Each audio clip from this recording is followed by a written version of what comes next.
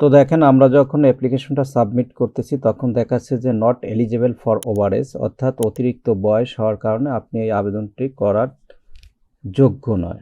কিন্তু আসলে কি তাই? কারণ এখানে আমাদের এটিও পদে মূলত বলা হয়েছে যে ৪৫ বছর পর্যন্ত এজ লিমিট দেওয়া হয়েছে।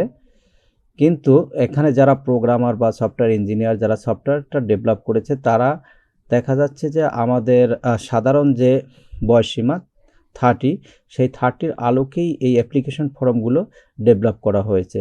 যার কারণে ওখানে যে লজিক যে প্রোগ্রামটা ইউজ করা হয়েছে সেখানে সব জায়গায় 30 লিমিট দিয়ে দিয়েছে। যার কারণে আমাকে বলা হয়েছিল ৪৫ পর্যন্ত, কিন্তু আসলে কি ৪৫ পর্যন্ত হলে আমি আবেদন করতে পারবো, কিন্তু এখানে কিন্তু এটা দেখাচ্ছে যে নট এলিজিবল ফর ওভারেজ, যেটা আমরা আশা করি না বা যেটা আমাদের ক্ষেত্রে গ্রান্টেড না।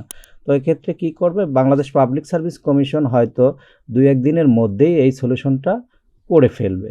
হ্যাঁ, তাদের যে সফটওয়্যার টিম আছে সেই সফটওয়্যার টিমকে অবহিত করলে এই এই প্রবলেমটা সলিউশন করে দেবে। হয়তো এখন ঈদের ছুটি আছে, যার কারণে হয়তো ২-১ দিনের ভিতর নাও করতে পারে, কিন্তু রবিবার বা সোমবারের মধ্যে এই প্রবলেমটা সলভ হয়ে যাবে। হ্যাঁ, এটা নিয়ে কোনো টেনশন করার কিছুই নেই। আপনারা একটু ওয়েট করে আবেদনটা করেন। আর এটা দেখা যায় যে আবেদনটা আসলে ২৬ তারিখ গতকাল থেকে স্টার্ট হয়েছে।